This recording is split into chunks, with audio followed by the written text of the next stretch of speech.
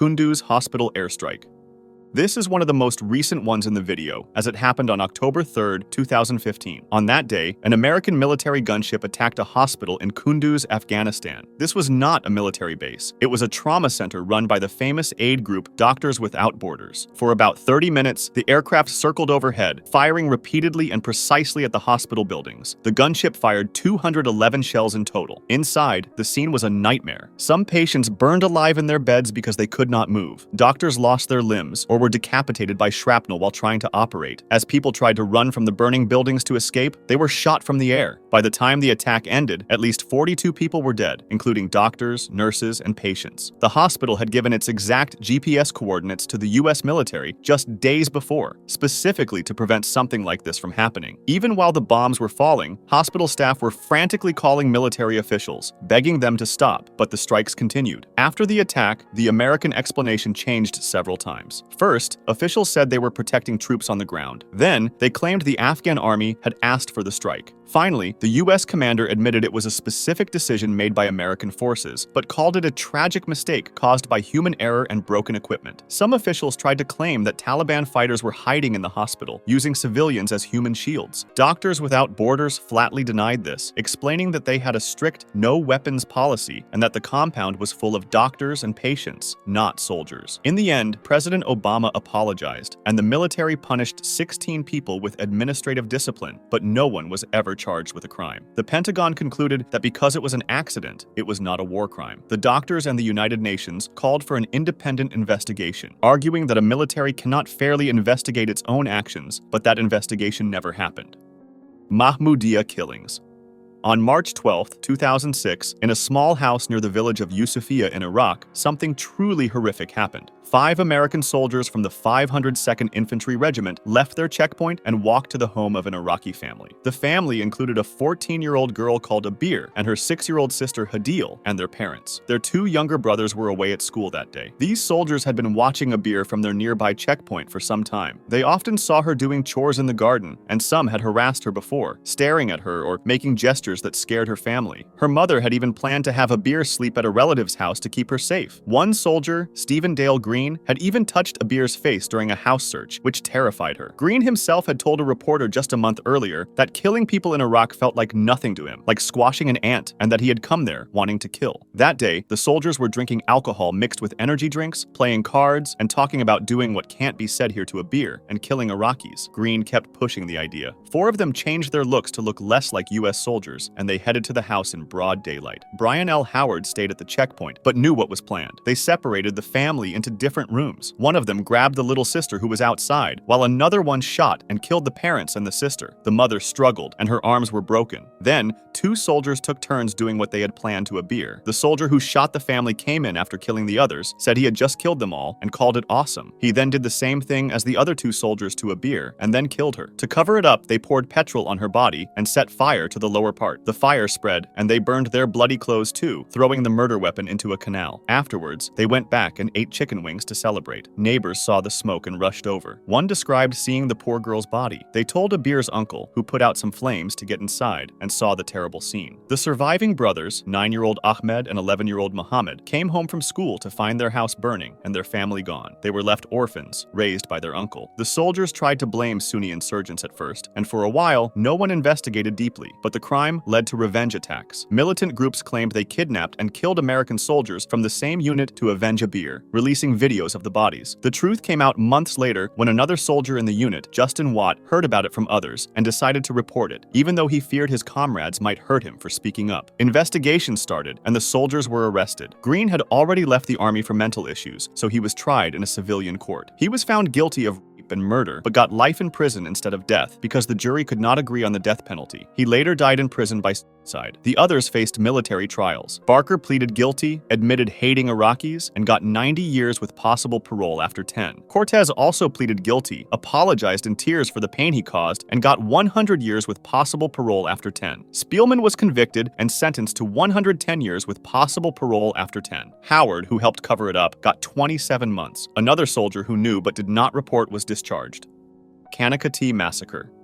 American troops had just entered the town of Canicattì in Sicily. The German army had retreated, leaving behind a lot of destruction. So desperate and hungry, local people gathered at a bombed-out factory to take whatever supplies they could find. They were filling buckets with food and liquid soap just to survive the chaos. An American commander named Colonel McCaffrey arrived at the scene. He was supposed to be in charge of keeping order. Instead, when he saw the crowd, he demanded they leave immediately. When the people didn't move fast enough, the colonel ordered his own soldiers to fire into the crowd of unarmed families, but the soldiers refused to shoot, as they saw that these were just civilians. Furious, Colonel McCaffrey pulled out his own handgun and started shooting people himself. He killed at least 8 innocent people, including an 11-year-old girl. The most shocking part is that the colonel got away with it. He was never punished and lived for another decade before dying of natural causes. For years, this massacre was completely forgotten, and the truth only came out because the son of a witness finally decided to tell the world what he had seen.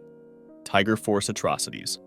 The Tiger Force started as a small group of elite soldiers in Vietnam, trained to be fast and deadly. But by May 1967, this unit had turned into something monstrous. The mission was supposed to be about finding guerrilla fighters, but it became something totally different. The commanders wanted high numbers of enemy kills, and one colonel even ordered the troops to reach a specific number of kills to match the unit's name. This created an environment where soldiers felt like they had a license to kill anyone they saw. For 7 months, they went on a rampage where unarmed people were hunted down and killed, even if they weren't guerrilla fighters. The reports from that time describe a nightmare. Soldiers were executing elderly people and women in the rice fields as they begged for their lives. They threw grenades into underground shelters where families were hiding, turning those bunkers into mass graves. Prisoners were tortured and executed routinely. Some soldiers began cutting off the ears of the dead and wearing them on necklaces as trophies. 2 friends from Arizona, Sammy Barra and Ken Green, became the symbols of all of this. After Green was killed in battle, Ibarra went over the edge and started mutilating bodies. Instead of being punished, Ibarra was actually congratulated in a military newspaper for getting the unit's 1,000th kill. Not everyone went along with what was happening, though. A soldier named Gerald Bruner actually pointed his rifle at a fellow soldier to stop a killing, but his commanders treated him like he was the problem. Others who tried to report the crimes were told to keep quiet. One military journalist was threatened with death by his own commander if he spoke up. Even the medical staff suspected what was happening, but were too afraid to investigate. Years later, though, the army actually did investigate. From 1971 to 1975, they gathered sworn statements from soldiers who admitted to the crimes. They found proof of routine murder, including the killing of 2 blind brothers and many civilians. However, in the end, nobody was punished. Some think it was because by 1975 the war was ending, and the government wanted to move on. Likely afraid of a massive scandal, the files were buried. It took decades for reporters to uncover the truth. They went back to Vietnam, found the old grave sites, and spoke to witnesses.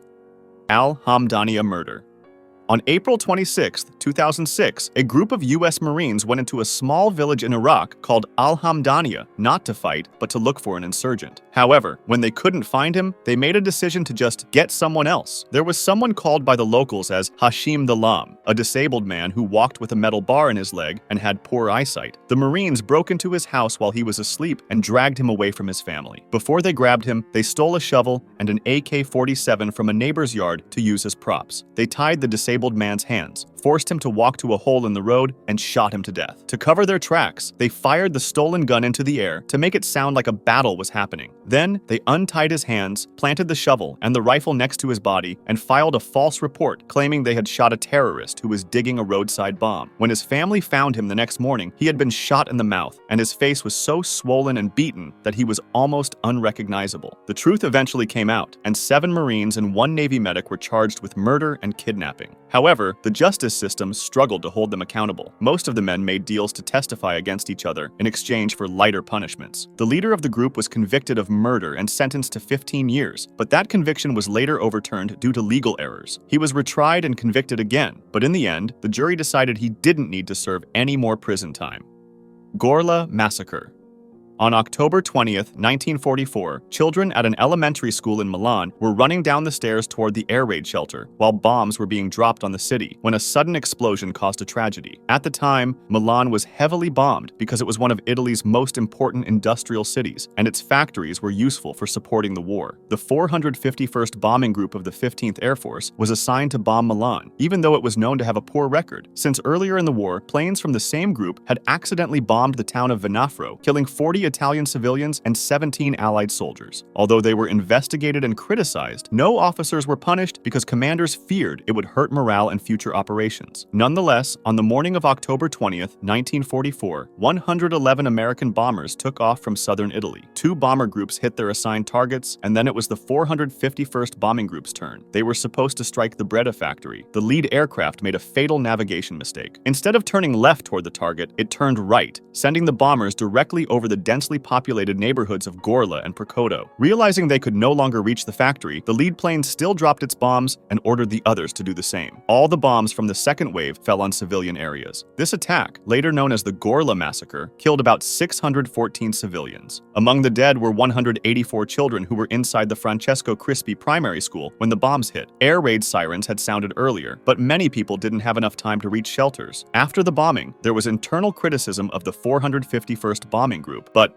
there were no real consequences. No one was punished, and Milan was devastated. The children came to be known as the Little Martyrs of Gorla. Fascist authorities used the bombing for propaganda, calling the Allies murderers of children. Thuy Bo Killings.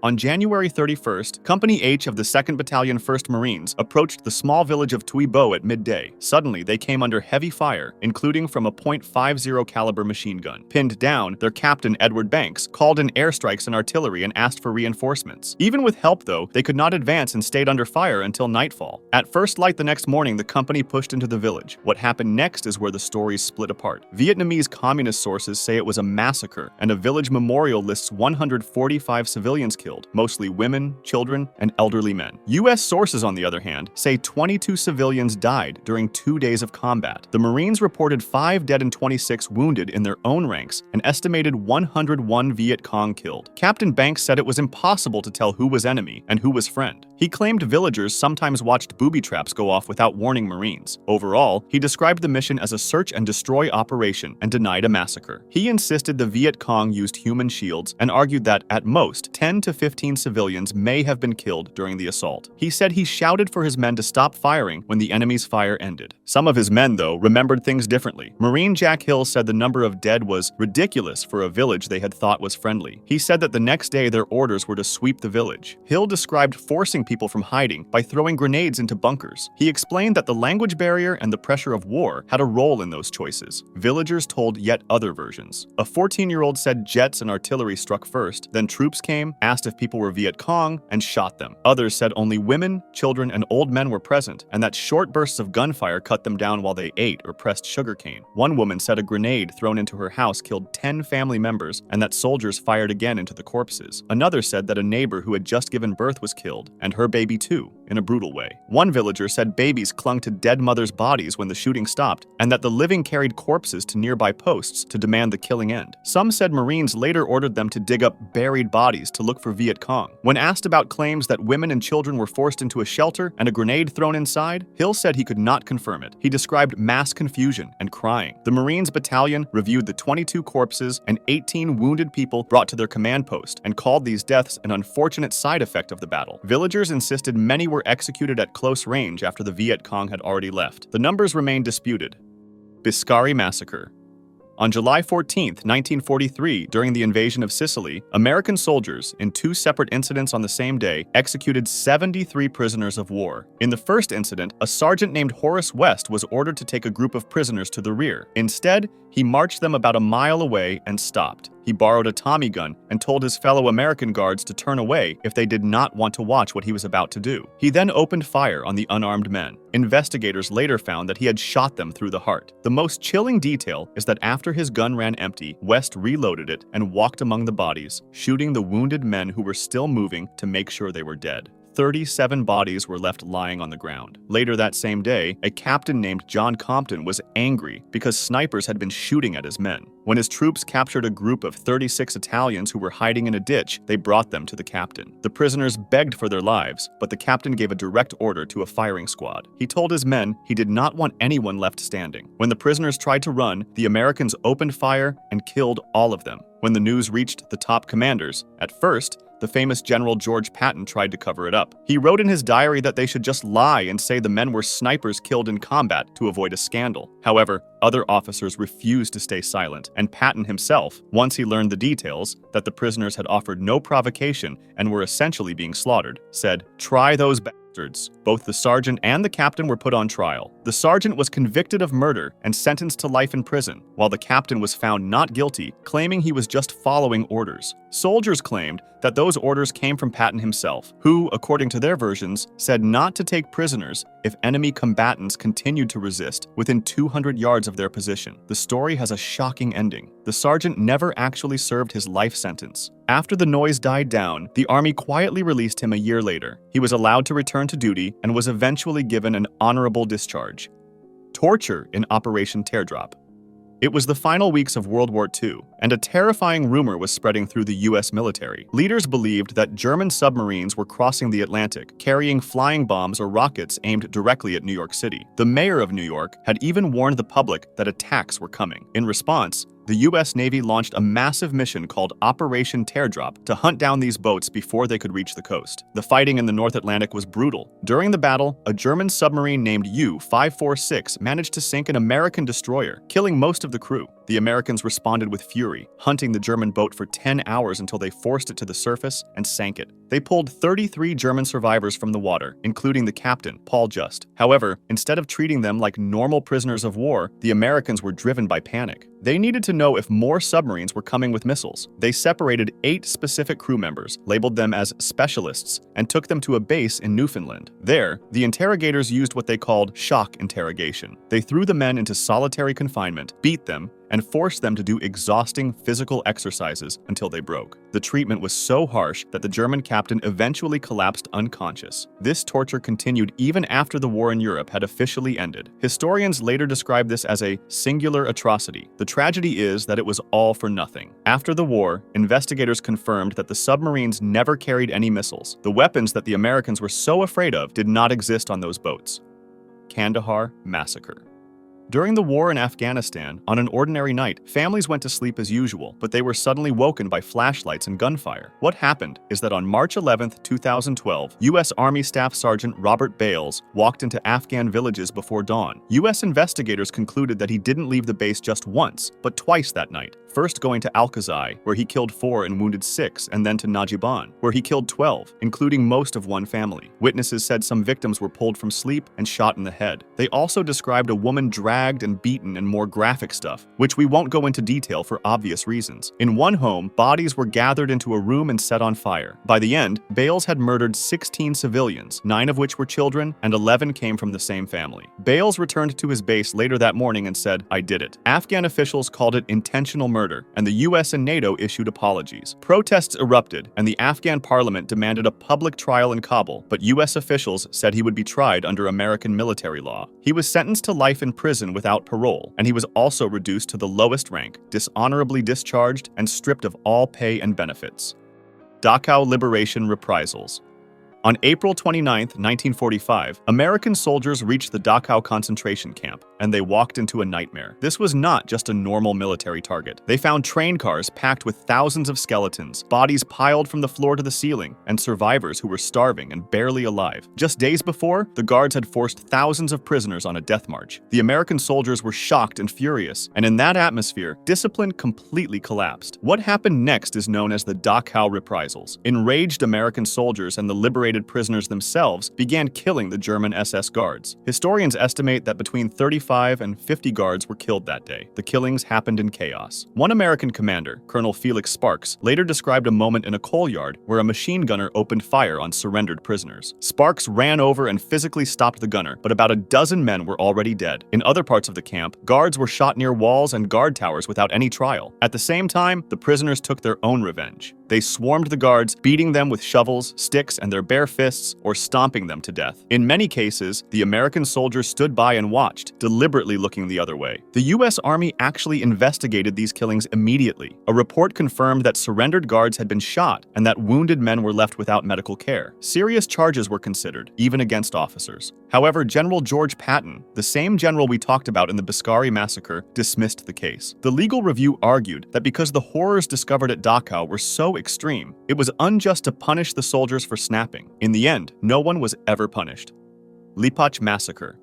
On April 22, 1945, near the German village of Lippach, American soldiers committed a brutal war crime that is rarely discussed. The day began with a harsh battle. American tanks attacked a group of German SS troops who held them off for hours with rockets and artillery. The Americans eventually broke through, but the real horror began after the main battle was over. While the rest of the army moved on, a smaller unit of American soldiers stayed behind in the village. They discovered a warehouse full of alcohol, and many of them got drunk. According to accounts, about 25 of these intoxicated soldiers then turned their rage on the prisoners they had captured. In total, 36 German soldiers died, and historians believe about 16 of them were executed after they had already surrendered. The details of the killings are gruesome. 10 prisoners were marched out to a meadow and shot in the back of the head. 6 others had their skulls crushed. What makes this even more shocking is who these victims were. The German soldiers were incredibly young, with an average age of just 16. They were essentially teenagers. The violence did not stop with the executions. The same group of American soldiers is accused of raping around 20 women in the village that same night. These crimes happened during the chaotic final rush to win the war, and there was no real accountability at the time. If you want to discuss this video or suggest an idea for the next one, join my Discord, link in the description.